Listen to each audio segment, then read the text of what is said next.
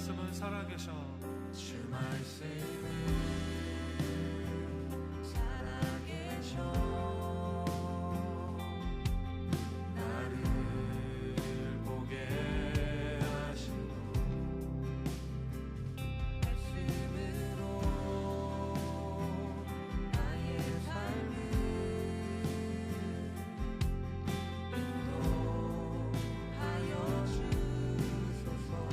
복 있는 사람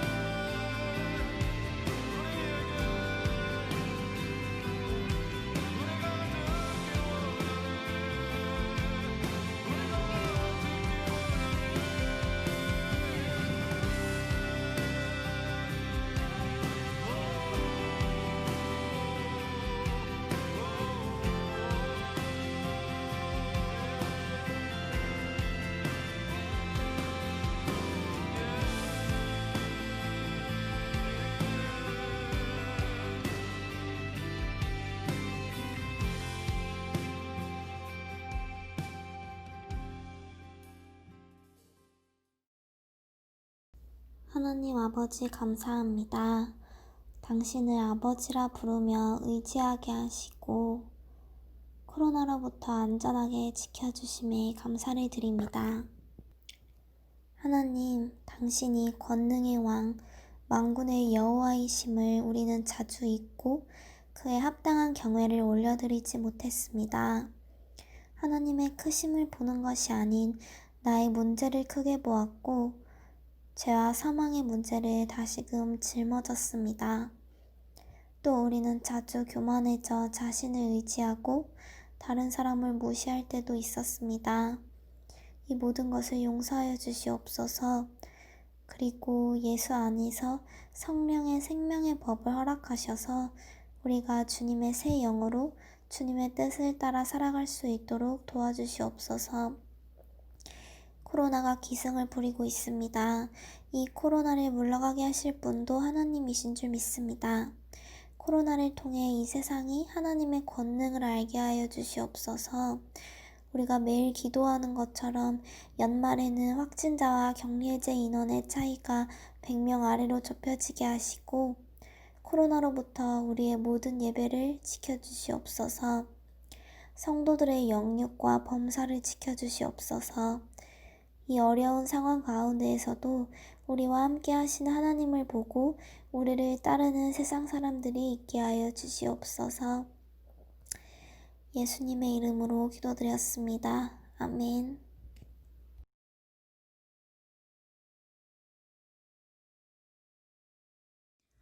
유대인이라 불리는 내가 율법을 의지하며 하나님을 자랑하며 율법의 교훈을 받아 하나님의 뜻을 알고 지극히 선한 것을 분간하며 맹인의 길을 인도하는 자요 어둠에 있는 자의 빛이요 율법에 있는 지식과 진리의 모본을 가진 자로서 어리석은 자의 교사요 어린아이의 선생이라고 스스로 믿으니 그러면 다른 사람을 가르치는 내가 내 자신은 가르치지 아니하느냐. 도둑질하지 말라 선포하는 내가 도둑질하느냐. 간음하지 말라 말하는 내가 간음하느냐.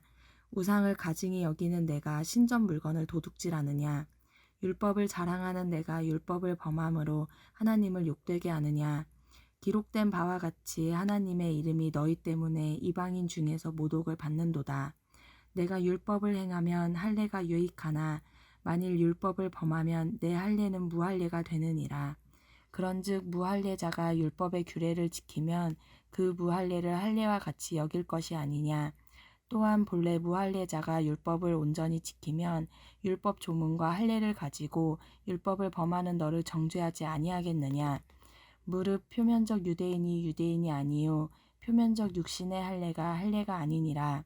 오직 이면적 유대인이 유대인이며 할례는 마음에 할지니 영에 있고 율법 조문에 있지 아니한 것이라. 그 칭찬이 사람에게서가 아니요 다만 하나님에게서니라. 할렐루야. 코로나19 전염병이 점점 더 확산되어 2.5단계로 상향되어서 다시 또 온라인 비대면 예배로 하나님께 영광 돌립니다. 참 아쉽고 어려움이 있지만 그럼에도 이럴수록 하나님을 더욱더 바라보시는 청년옥합 되어지시기를 간절히 축원합니다. 오늘 본문에서 사도 바울은 누가 진정한 유대인이냐라는 중요한 문제를 제기합니다. 그리고 본문 28절, 29절에서 이렇게 결론을 내립니다. 대저 표면적 유대인이 유대인이 아니요 표면적 육신의 할례가 할례가 아니라 오직 이면적 유대인이 유대인이며 할례는 마음에 할지니 신령에 있고 의문에 있지 아니한 것이라. 무슨 말입니까? 표면적 유대인, 즉 겉으로 나타난 유대인이라는 사실이 내가 유대인됨을 증명하는 것이 아니라는 것입니다. 29절에 오직 이면적 유대인, 내면적으로 유대인이 되어야 진짜 유대인이라는 것이죠. 외관상으로만, 표면상으로만 내가 유대인이 아니라 중요한 것은 내가 내 안에서 내면적으로 유대인이 되는 것이라고 사도 바울은 지적하고 있습니다. 그 당시에 많은 유대인들이 표면적 유대인의 자리에 머물 수밖에 없었던 원인을 살펴보고 오늘 이 시대를 살아가고 있는 많은 신앙인들이 교회를 드나들면서 아직도 표면적 신앙인의 자리에 머물러 있는 이유를 함께 살펴보기를 원합니다. 그 오랜 세월 교회와 많은 접촉을 하고 교회 생활에 익숙해져 있음에도 불구하고 아직까지도 내 신앙이 표면적 신앙 속에 빠져버린 그 함정은 도대체 무엇인가를 오늘 말씀을 통해서 같이 한번 살펴보겠습니다. 첫 번째로 사도 바울은 그 원인을 우리가 종교적 특권에만 집착하고 종교적 책임, 즉 의무에 태만한 까닭이라고 말씀하고 있습니다. 본문은 유대인이 자랑하는 종교적 특권에 대한 열거로 시작합니다. 17절을 보면 그들은 우선 그들이 유대인이란 사실에 굉장한 자부심을 갖고 있습니다. 유대라는 단어의 뜻은 매우 아름다운 뜻을 갖고 있죠. 유대인, 유다라는 단어의 뜻은 찬양이라는 뜻입니다. 즉 하나님을 찬양하는 사람, 하나님을 찬양하는 백성이라는 것이죠. 그들은 유대인이 된 것에 대해서 굉장한 자부심을 갖고 있습니다. 또한 그들은 모세의 율법, 즉 토라, 우리 삶 속에 가장 소중한 규범이 될 수 있는 하나님의 율법을 갖고 있었고 말씀과 더불어 살아갈 수 있었던 놀라운 특권으로 인한 자부심을 갖고 있었던 것입니다. 뿐만 아니라 율법을 통해서 정확한 하나님에 대한 지식을 가지고 있었습니다. 우주를 창조하신 하나님, 그리고 만물을 섭리하고 계신 여호와 하나님에 대한 정확한 지식을 가지고 있습니다. 18절에 보면 그들이 하나님의 뜻을 알고 라는 말씀이 나옵니다. 그들에 대한 하나님의 기뻐하시는 뜻, 하나님께서 원하시고 기뻐하시는 것을 정확하게 알고 있습니다. 뿐만 아니라 18절에 지극히 선한 것을 좋게 여겼다라고 말씀합니다. 유대인들은 하나님이 기쁘게 여기시는 바 선이 무엇인지를 알았고 사람은 마땅히 그렇게 살아야 한다라는 것에 대해서 동의하고 있었던 것이죠. 이런 종교적인 지식, 도덕적인 지식은 굉장한 특권이 아닐 수 없습니다. 그리고 그것을 인하여 하나님께 감사하고 있었던 사람들, 그 사람들이 바로 유대인입니다.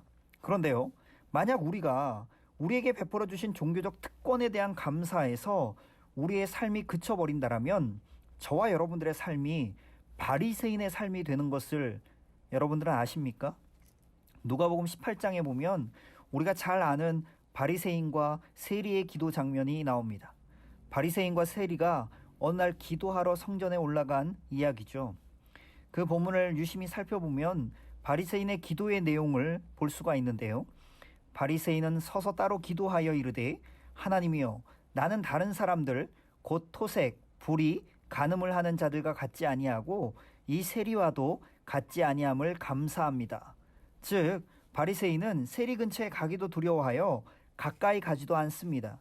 그들은 하나님이 그들에게 주신 종교적인 특권, 즉 바리새인들을 구별하시고 성별하신 것에 대한 감사가 잘못된 것은 아니지만 거기에만 머물러 있습니다. 즉 종교적 특권에 대해서만 집착하고 그 특권에 따른 의무는 무엇인지를 몰랐던 것이죠.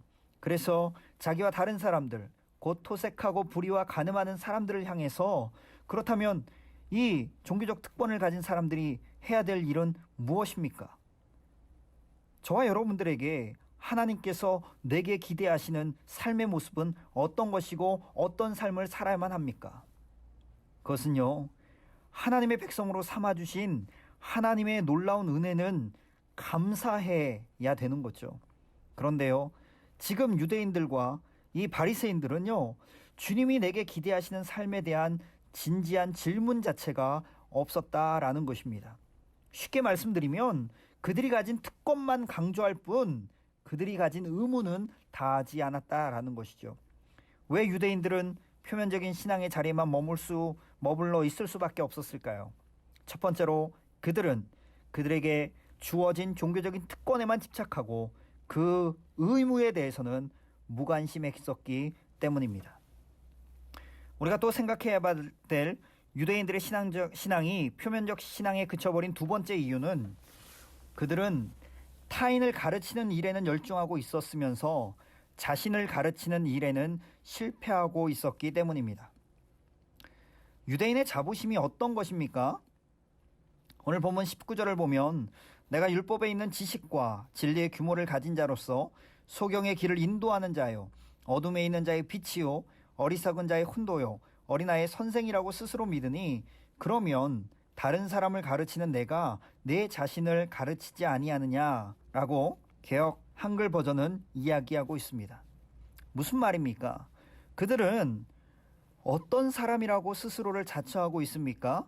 제일 인상적인 것이 소경의 길, 즉 눈먼 자의 길잡이라고 이야기하고 20절에 보면 어리석은 자를 깨우쳐 가르치는 교사라고 얘기하면서 정말 그들 자신이 스승으로 자부하고 있습니다. 그렇지만 바울은요, 이러한 유대인들에게 21절에 어떻게 말씀합니까? 그러면 다른 사람을 가르치는 자, 즉 유대인들이요, 왜 너는 너 자신을 가르치지 않는가? 라고 말씀합니다. 여기에 바울을 통한 성령님의 날카로운 지적이 있습니다. 우리는요, 때때로 남에 대해서는 굉장한 기대를 걸면서도 동일한 기대를 자기 자신에게는 갖지 않습니다. 왜냐하면 우리는 남을 비판하는 일에는 매우 엄격하지만 자신을 비판하는 데는 지나치게 관용하기 때문입니다. 다른 사람들이 부정한 행동을 하면 도둑질이라고 규탄을 하면서도 내가 똑같은 일을 할 때는 그것은 당연한 권리라고 변명하고 있다라는 것이죠. 과연 그렇습니까? 남들을 가르치는 자요, 왜 동일한 가르침으로 자신을 가르치지 않는가? 이것이 바로 사도 바울이 유대인들에게 한 근본적인 질문이고, 뿐만 아니라 예수님께서는 성경에서 선생님으로서 가르치는 것을 즐겨하지 말라라고 말씀도 하셨습니다. 우리는요, 저마다 자기 자신의 맹점이나 약점을 보지 못하는 그러한 맹목성이 우리 가운데 있습니다. 스스로 약점을 보지 못하는 블라인드 스팟이 있다라는 것이죠. 다른 사람들은 보이지만 나에게는 보이지 않는 그러한 모양들. 그래서 나는 전혀 괜찮은 사람이라고 여전히 착각하며 살고 있지는 않습니까? 이것은 어느 사람이든 어떤 사람이든지 간에 누구에게나 있을 수 있는 결점입니다. 성경에서 다윗처럼 하나님 앞에 칭찬받은 사람이 어디 있습니까? 너는 내 마음에 합한 사람이다라고 하나님께서 칭찬한 사람이 어디에 또 있을까요? 그러던 다윗조차도 어느 날 범죄하고 자신의 범죄를 은폐하며 살아가는 모습을 한번 생각해 보십시오. 하나님께서 그 다윗에게 선지자를 보냅니다. 그리고 선지자는 다윗에게 이런저런 이야기를 합니다. 왕이여, 저 아랫지방에서 일어난 서민들의 이야기를 하나 들려드리겠습니다. 촌에 있는 한 도시에 두 사람이 살았습니다. 한 사람은 아주 부자고 또 한 사람은 아주 가난합니다. 이 부자는 많은 양떼들과 많은 소떼를 거느리고 있습니다. 그러나 이 가난한 사람은 꼭 암양 한 마리밖에 없습니다. 그런데 이 부잣집에 어느 날 손님이 찾아옵니다. 그런데요, 이 부자는 자기의 많은 양떼와 소떼 중에 한 마리 잡는 것이 아까워서 자기가 종처럼 부리고 있는 자신의 총 재산이 양 한 마리밖에 없는 가난한 자신의 종에게서 그 양을 빼앗아 잡아서 손님을 대접했다라고 합니다. 이 말을 들은 다윗은요, 어떤 반응을 보였겠습니까? 아니, 이런 발칙한 놈 같으니라고 지금 이 시대가 어떤 시대인지를 모르는가? 정의사회의 구현을 위해서 당장 이 사람을 죽이는 것이 마땅하다라고 흥분합니다. 그런데요, 지금 다윗이 하고 있는 흥분은 사실 누구를 향한 흥분이어야 합니까? 예, 저도 알고 여러분들도 알듯이 바로 다윗 자신입니다. 선지자가 왜 그런 이야기를 합니까? 다윗에게는 여러 부인이 있었습니다. 그러나 그 많은 부인을 가지고도 만족할 수 없었던 다윗이 자신의 신하 우리아에게 하나밖에 없는 아내를 빼앗고도 자기 양심의 범죄를 은폐하며 살고 있었던 것이죠. 그래서 이 드라마의 절정에서 드디어 선지자 나단은 흥분하고 있는 다윗을 가리켜서 이렇게 말씀합니다. 왕이시여, 당신이 바로 그 사람입니다. 사랑하는 청년 여러분, 혹시 우리도 남을 가르치면서 자기 자신을 가르치는 일에는 실패하고 있는 것 아닐까요?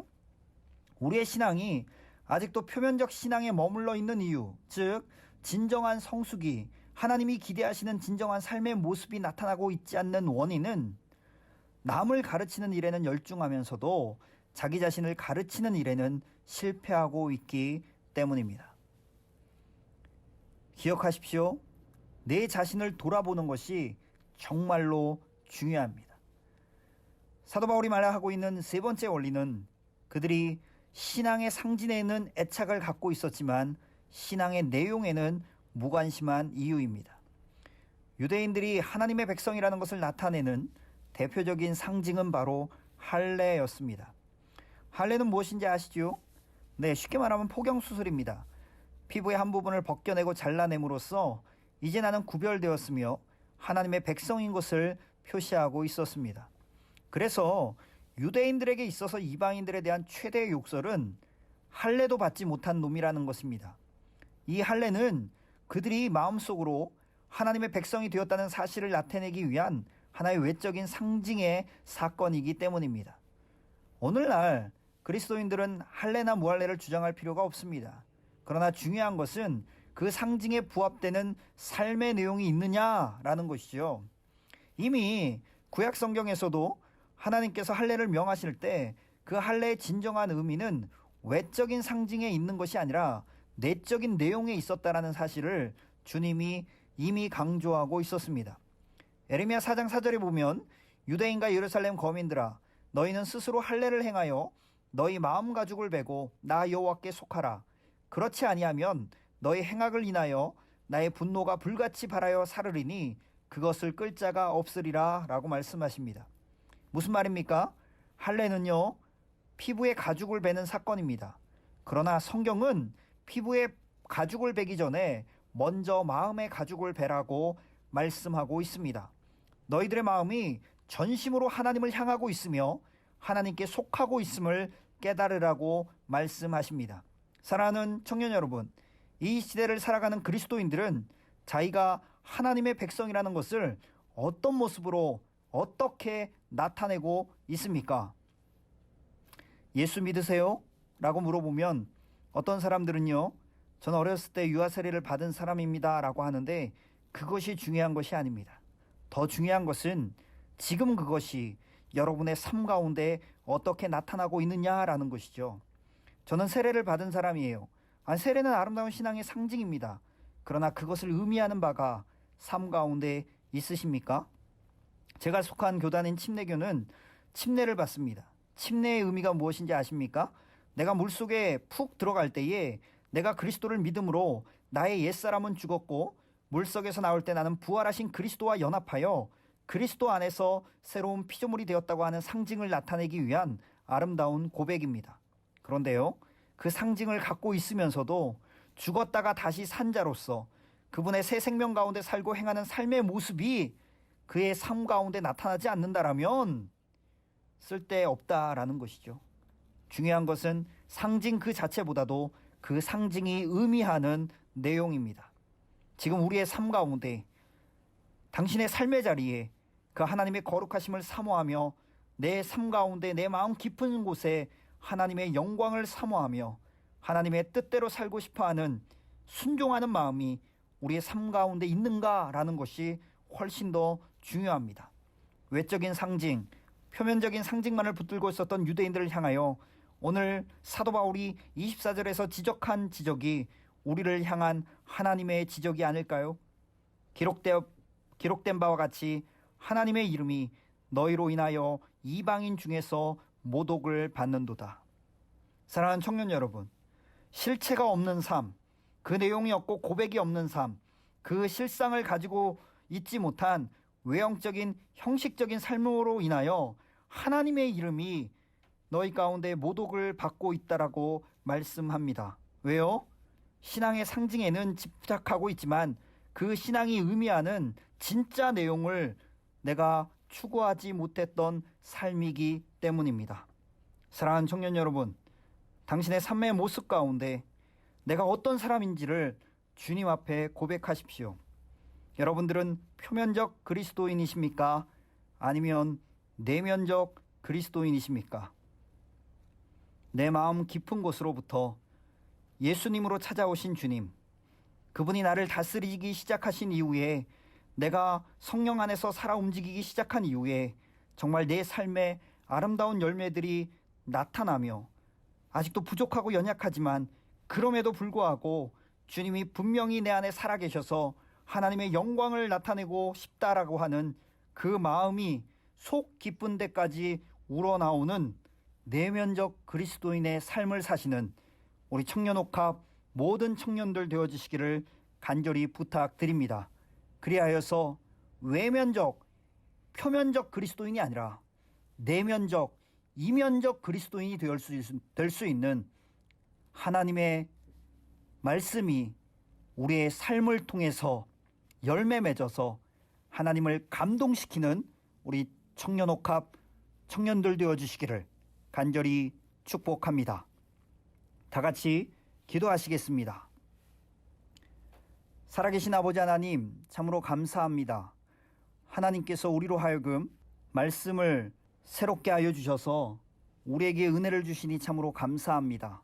하나님, 오늘 로마서 2장 17절에서 29절의 말씀을 통해서 유대인들이 가지고 있었던 연약함, 부족함, 그리고 그들이 겉으로만 드러난 그들의 모습들을 보면서 우리가 다시 한번 표면적인 우리의 삶이 아니라 내면적인 우리의 삶이 더 중요하다는 사실을 다시 한번 깨닫습니다. 하나님, 그렇습니다. 표면적 그리스도인이 아니고 이면적 그리스도인, 즉 내면이 하나님의 말씀으로 가득 찬 그리스도인들이 진짜 그리스도인임을 다시 한번 깨닫습니다. 오늘 말씀대로 하나님의 사람으로 살아가기를 소원합니다. 내 삶 가운데 열매가 나타나기를 소원합니다. 말씀대로 살아내어질 수 있도록, 믿음으로 순종할 수 있도록 나에게 은혜를 베풀어 주시옵소서. 그래야 하여서 단순히 입술로만, 말로만 그리스도인이 아니라 우리의 삶으로 그리스도를 나타낼 수 있는 하나님의 자존심이 되어지는 우리 청년옥합 모든 청년들 되게 하여 주시옵소서. 감사와 영광을 주님 앞에 온전히 올려드립니다. 주께서 일하실 것을 믿사오며 살아남으신 예수님의 이름으로 간절히 기도하였습니다. 지금은 우리 구주 예수 그리스도의 은혜와 하나님의 무한하신 사랑과 성령님의 오늘도 함께 하시는 그 역사심의 증거가 오늘 다시 한번 하나님의 사람으로, 또 하나님께서 원하시는 열매 맺는 삶을 살기를 원하는 모든 청년들 머리 위에 지금부터 영원토록 함께 하시기를 간절히 축원하옵나이다. 아멘.